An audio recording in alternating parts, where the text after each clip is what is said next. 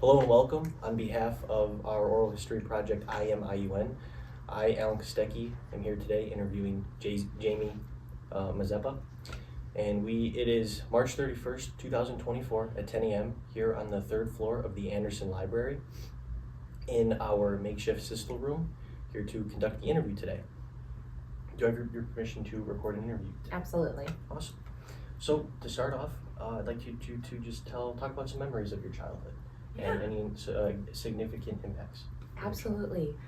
So as a child, I was pretty independent. My mom always tells me the story about how when I was going into first grade, I wouldn't let her curl my hair. I would do it myself.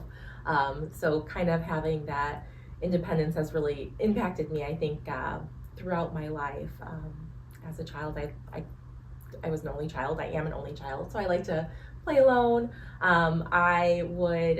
We lived in a new subdivision, and I would dig in the dirt and pretend I was an archaeologist. So that was probably my favorite pastime. But I always have loved learning, loved reading, just have really enjoyed discovering new things, really. Absolutely. As a child, I often dug in the sandboxes as well. I can definitely agree with you on that. Speaking of your childhood, do you have anything from your hometown that you have a specific memory of that has left an impact on you for your entire life? Oh my goodness. So I grew up in Schererville, and I live in Schererville now, and I love the corn roast. I love that they host the corn roast each year. I went there every year as a child. Super enjoyable. And I never entered the corn eating contest, but maybe one of these years I will if they still have it. But super enjoyable, love doing that. I was really involved in the Schererville community as a child. I continue to try and be involved with my son now. I think that there's a lot of great opportunities to do so within soccer leagues, basketball, the YMCA. It's been a great place to grow up, and I'm glad that my son is growing up in Schererville as well. Absolutely. I live in St. John, so just a neighboring town, and definitely the corn roast was always something to look forward to. I used to go there with my friends growing up all the time, and it was a great time, and I'm glad that I can kind of relate to you on that, because growing up in an area, it's such a nice area, and there's so many leagues and everything like you were talking about. It's definitely it's a great place to raise a family, for sure. It is. But definitely. Do you get your corn dipped in the giant vat of butter? Oh, absolutely. Oh yeah, You've got it. It's a must. It's a must. You can't do it without. No. So no, definitely, and so just to add on to your childhood, I see that you brought in a artifact, and I'd like to move on to our early educational experiences that you have that you'd like to share. Absolutely. So as I kind of said, I was always very independent.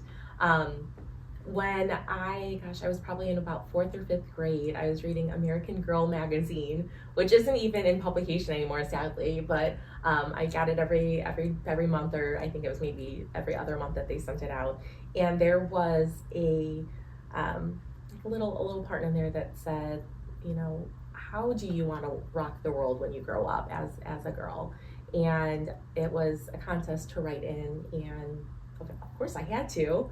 So I wrote in, got it published in, Girls Who Rock the World 2. And at that time, I'll read to you what I wrote. My number one dream is to become a lawyer who is known around the world. I like helping people, and that's what lawyers do. I will help people fight for justice and their rights.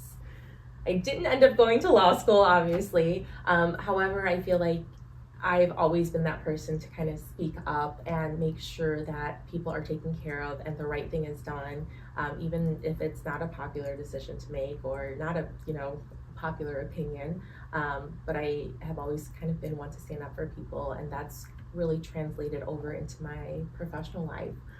Now I work in human resources as a senior talent specialist, and I do what I can to help our associates, to help them grow, to help with difficult situations that are going on maybe within their department or their branch, kind of be that sounding board for them when they want to discuss something with their manager, but they don't know how to approach it yet. So I really feel like even though I didn't go to law school and do the things that I wanted to do in this book, it still has shaped what I've become at this point in my life. Definitely, the underlying theme of helping others seems to be what's translated professionally for you, and And as we were talking about earlier with my friend Brian, that you had the just so happened to interview, he vouched for everything that you just talked about.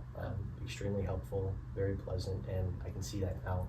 And it's just nice to see that what you wanted to do is actually what's happening. And although it's not exactly what you had written down, it's still translated directly into your adult life tremendously. So you should pat yourself on the back for something like that. Definitely, that's a very nice artifact as well, and it's cool that you have it to this day. And although I didn't read the same magazine, it's always nice to have those magazines growing up that you read, or anything you have hands on that you can like, this is something that I want to do or I want to focus on. So definitely, that's very neat. Thank you. So let's move kind of forward in time to your time here at IUN.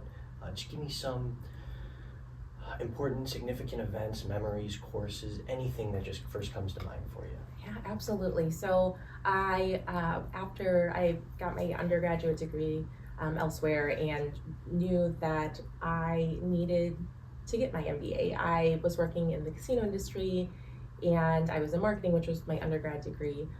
However, I knew I needed something else to really move me out of that position, to give me something else. And again, I loved helping people, so I thought that HR would be the best path for me. I enrolled here in 2014. I was still working in the casino industry, and I very slowly made my way through grad school. I took about 2 classes a semester. But I had a big life change at one point in 2015. My job was eliminated. I was about to get married, and I was jobless. So I, applied for one job and it ended up being Centier, and things just happened, and that's where I ended up. But IUN has really impacted me. I felt like coming back at a place in my life that, in 2016 I was pregnant. So I was coming to school eating a Subway sandwich on my pregnant belly in the middle of class, and the teachers were understanding, and they were they would laugh with me, and I just felt the support here, which is something that you don't always feel when you're in a less than, not that it was a less than stellar situation, but it wasn't the norm. I had to drink a lot, I had to walk around a lot, I ate a lot, but my colleagues in class with me, my professors, they were also supportive. There was also times where after I had my son, I had to take some time off. It just didn't make sense to come right back to school. And when I did come back, it was like nothing had changed. I saw a lot of the same professors, we caught up on conversation. And then going to school here and having my job at Centier really overlapped a lot. So I was able to engage with those professors, come back to school, do different speaking activities, interviews. I work really closely with Helen Harmon, doing the job fairs, everything like that. So it was like that everything just was really done very, very much for a reason. Everything connected very well. And I felt that connection also with the students here. So the undergrad students that I got to know, the graduate students that I went through my MBA with became friends. I still talk to so many of them. We it was probably the last semester so that I was going to school. Ron John Kinney had approached me, and he was starting an IUN MBA group of alumni, and I was able to get involved with that right off the bat, and that is one of my favorite groups to be involved in. We're small but mighty. We do a reunion every year. We have different networking events. We're pretty close-knit, and I did have to take a break when I had some medical stuff going on that I kind of had discussed with you, and I was actually able to rejoin that group. Probably about a week ago was the first meeting that I got back into, and you don't realize how much you miss something until you're back in it, and you're like, oh my gosh, I miss these people, I miss this conversation, I miss planning these things. Super enjoyable, great group of people, and I wouldn't have met them, I wouldn't be in this group if it wasn't going for IUN and getting my MBA here. And I've just made a lot of lifelong connections that I know will last through the years. Definitely. What a story, simply. Throughout your story, you talked about some adversity that you had faced and challenges that you had to overcome. For somebody that hasn't gone through any of that yet and they've hit their first roadblock, is there any words of encouragement or advice that you could offer to somebody going through that? Yeah, absolutely. So I kind of, maybe you're referring to my job being eliminated as one of them. It's scary. It's terrifying. You don't know what to do, but there are so many resources, right? We have the internet. You have LinkedIn, you have Indeed, you have people at school. I always say use your college resources, because that was something that I probably didn't do as much as an undergrad, and I wish I would have utilized them more. But use the resources that you have, network with people. Don't be scared, because the job search is a full-time job, and you might not be getting paid what you were getting paid before if you're on unemployment, but it is a full-time job, and you kind of have to commit to it and know that like you are going to wake up and put in those applications.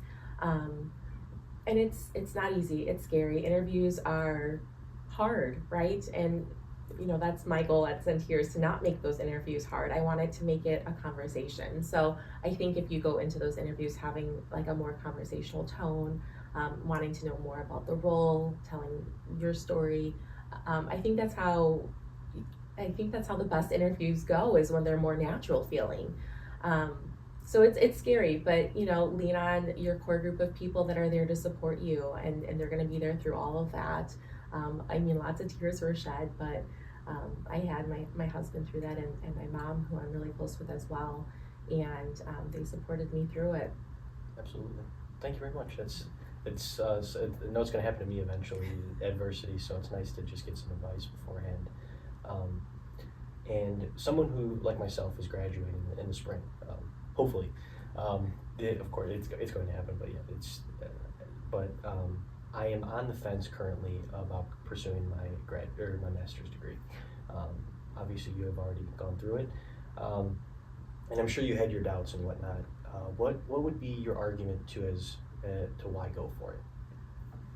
Well, that's funny, because I think you should go for it, but I almost think that you should do two things. One, find a job first. Find a job that'll pay for you to go to grad school, or do some type of a tuition reimbursement, so that it's not all on you.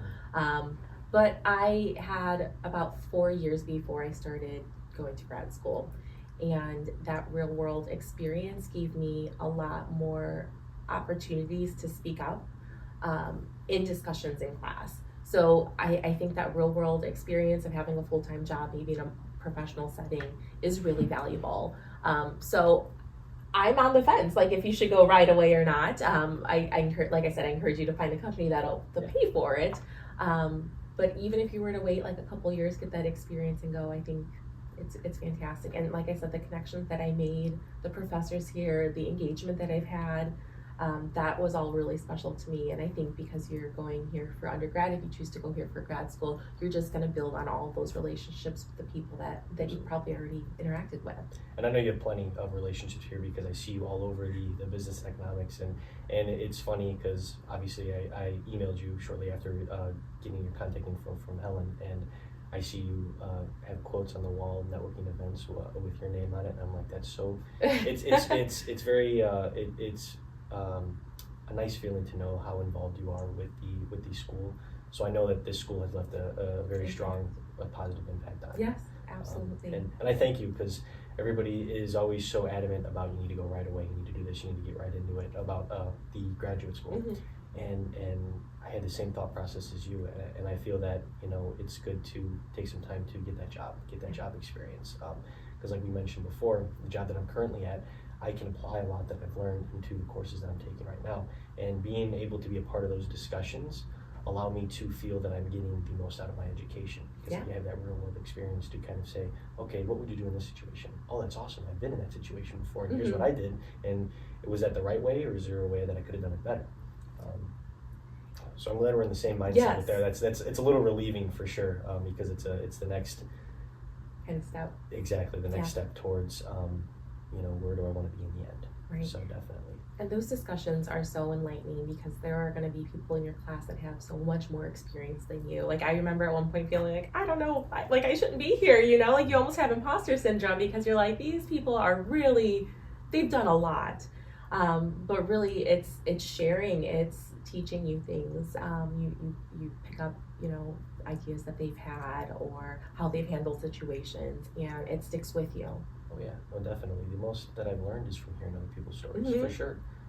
Because the way that you do something could be the complete opposite, something that somebody else would do, and it's nice to hear different perspectives on the same problem, because you never know, I never even thought about trying that. And if it's happened to somebody else, it's going to happen to you. It's just how the life works, and no, definitely. So it's good to know that trying to adamantly participate in discussion is something that I should have done, because sometimes you feel the same way. Oh my goodness, these people have way more experience than I do. What am I even doing here? Like you said, once again, completely relate to that imposter syndrome. But it's very, very nice to hear that. So thank you very much. Absolutely. So I know you talked about a little bit of your work history working in the casino. Obviously, your job was being eliminated, searching for the new job. Is there anything else that you'd like to talk about, work history related, that kind of brought you here to where we are today? Gosh, one of the things that I really looked for was A, I wanted to be in human resources, and B, I wanted to work for a company that had very similar values of mine, that really felt strongly about customer service and how you treat people and doing the right thing. So it's so important to find a company that meshes with you on all those levels, because if you don't agree with some of the stuff, it's gonna get to you. And I always tell people, when you're doing a job search, you might not know the company, right? But if you know the company is good, if you've heard good reviews,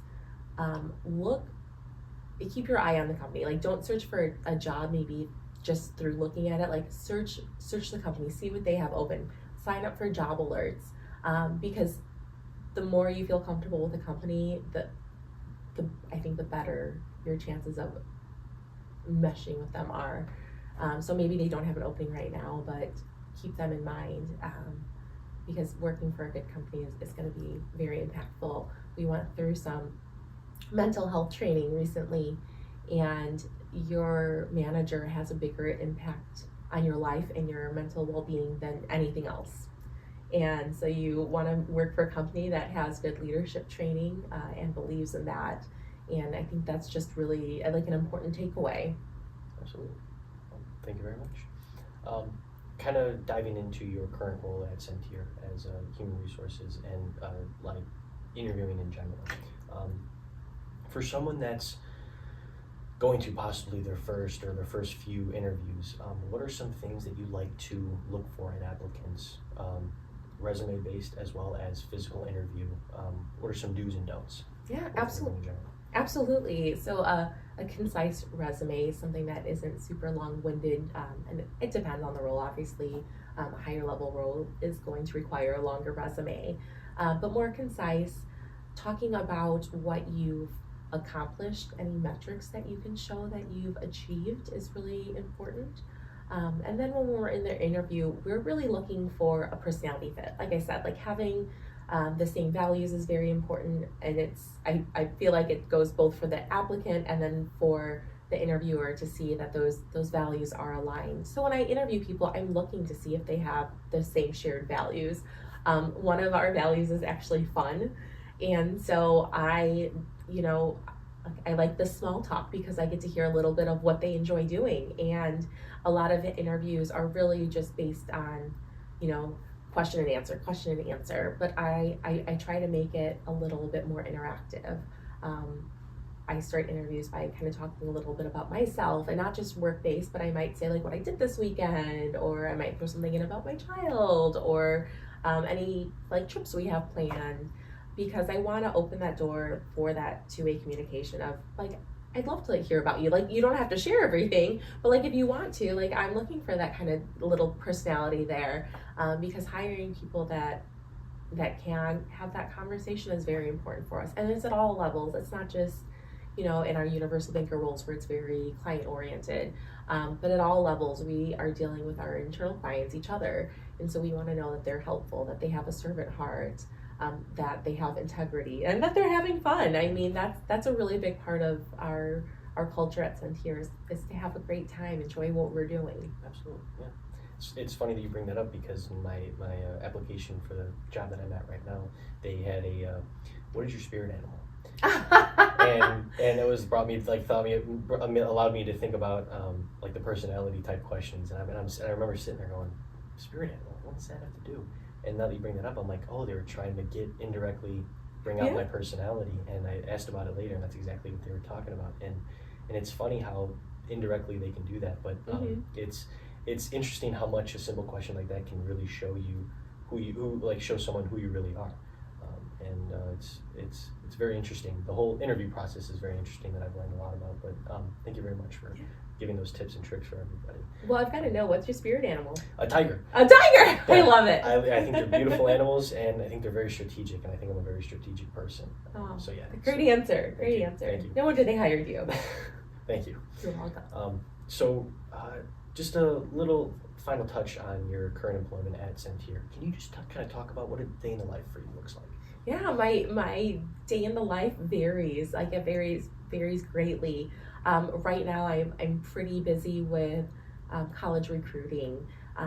We pair with a lot of the local colleges to do mock interviews, job fairs, any talks or speeches within the classroom, everything. So right now, it's usually pretty heavy in spring and fall with those recruiting events. This summer, I manage our internship program. That's something that's really near and dear to my heart. I love being able to interview students that are hungry to learn. They're looking for the next step in their life. This could be the start of a really amazing career, and we have a very, very robust internship program. So that encompasses, honestly, my whole year, because we start hiring usually in September, October. Make the offers through December, January, and then we plan the summer. And each summer just builds on the last summer. We have new ideas. We want to go new places with it. We've been able to increase our internships over the years. This year, we're up to 26 interns that we'll have. So I'm just really proud of that. And then I really have a passion, kind of going back to my artifact here, of helping people. And so when we rolled out associate resource groups back in, I believe it was like 2020, 2021, I started leading our women's network associate resource group. And while I and my co-leaders passed that on to other leaders about 2 years ago, I still wanted to be really involved. So I spoke with our director of HR, and I now serve as the ARG liaison. So I am helping our ARGs, whether it's coming up with ideas, leading communities of practice to get them engaged and excited, and brainstorming with the other co-leaders. And then I also kind of work to set things up. So right now we're working on the different Pride parades and Pride Fest that we're going to be involved with in June. And then I also work with our diversity council as well. So those are kind of the things that like ignite me. And again, they all kind of come to this place of helping others find their career, helping others grow in their career, helping people that may not have a voice, give them that voice, make sure that their voice is supported, hear the ideas, see how we can implement changes at Centier, so that it makes me whole. Absolutely. That's once again, just building off of, I can see your commitment to the campus as well as your work life, and I aspire to hopefully leave an impact as much as you have at both Centier and the IUN campus. So thank you very much for sharing. One last quick thing, this is just kind of a personal thing. Everybody that I meet, every new person that I come in contact with, I always like to hear, what's a quote that you always have going on in the back of your head that keeps you going? It's kind of like your why. Why do you get up in the morning? Oh gosh, okay, so we have our cafe manager, like our hospitality manager. We have a cafe at Centier. His name's Bob, and he talks about servant heart leadership in our orientation program. It's called Foundations. And one of the stories that he shares at the end is about the little boy on the beach, and there's a bunch of starfish that are washed ashore, and he's throwing them back in the ocean. And someone comes up and asks him, like, why are you doing that? Like, what does it matter? You can't save them all. And he says, well, I can save this one. And so I think that's the impact that I have and that I think about, is that every day, like, who can I help? I can't help everybody, but like who can I help today? Like where can I aid in making life better for somebody, in helping them find a job, and being there to support them as they interview, maybe moving around different pieces with internships. How can I help that person? So kind of every day I wake up with that thought of where can I make a difference today in the world? Absolutely. And it might be small, but it's something. So something, yeah. So it's a glass half full, not half empty mentality, and I love it. That's exactly what I try to live by. So thank you very much. Is there any last quick thing that you'd like to talk about, that you kind of had in the back of your mind that you'd like to share? No, I don't. Well, thank you very much. I greatly appreciate you sharing your story with us here today, both at your work life and at IUN. I look forward to seeing you at the job fair, because I will be there. So thank you very much for taking the time to create those events for us. It definitely is a relief, because I know I'm not the only one, but this is the first real job fair that I've been able to go to with COVID. That's exciting. Yeah, so it's nerve-wracking, but it's also it's a good thing that I'm nervous, because that means I'm excited. Excited for it, absolutely. So once again, thank you very much, and I wish you the best. Thank you. It's been a pleasure. I appreciate it.